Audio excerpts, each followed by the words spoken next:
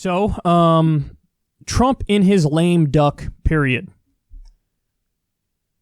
Who knows what the hell could have happened? I saw TJ Kirk, the amazing atheist, tweeting about this, and he was saying, listen, I know it's not likely, but wouldn't it be great if he was like, fuck it. Let me actually do some decent stuff. Let me pardon Snowden. Let me pardon Assange. I was saying, just legalize marijuana. Take it off of the Schedule 1 substances list. Pull us out of the wars. He says he wants to do it, and he doesn't freaking do it. Do it.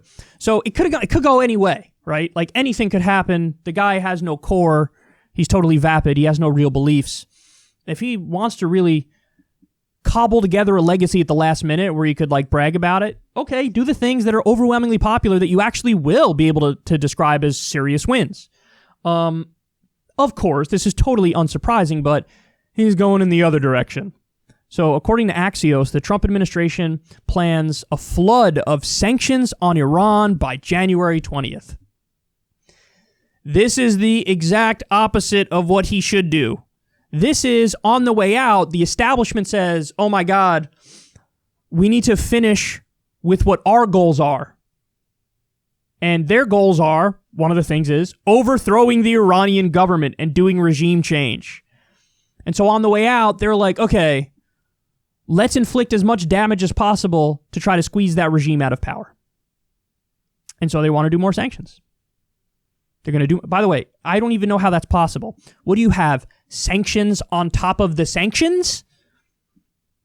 I don't get it. How do you, they've been so thoroughly sanctioned in every imaginable way. And just so everybody understands, oftentimes the sanctions hurt regular Iranians. It's not just the people in power. They hurt regular Iranians.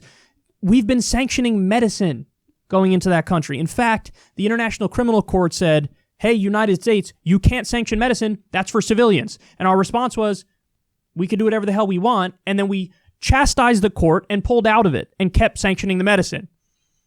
So understand something. We ripped up the Iran deal. It wasn't them. They were following it to a T. We ripped up that deal. And then when they said, okay, we're going to start making, we're going to have ballistic missiles now, we were like, oh my God, how could you?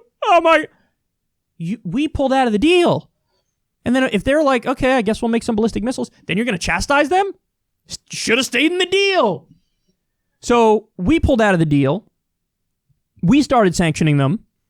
And now they're going to do even more sanctions. And they're trying, man, all the ghouls, Mike Pompeo, Gina Haspel, all these ghouls behind the scenes. This is what the deep state wants. And Trump is going to go right along with it because, again, he has no core. His whole thing was, I'm going to pretend to be, the savior of the country. And then all the people who are the career insiders, you guys just keep this thing going as it normally would.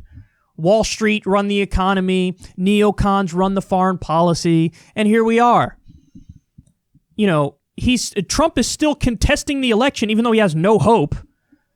Instead of acknowledging the reality and saying, I better do something that maybe will get me some points in the history books in the future.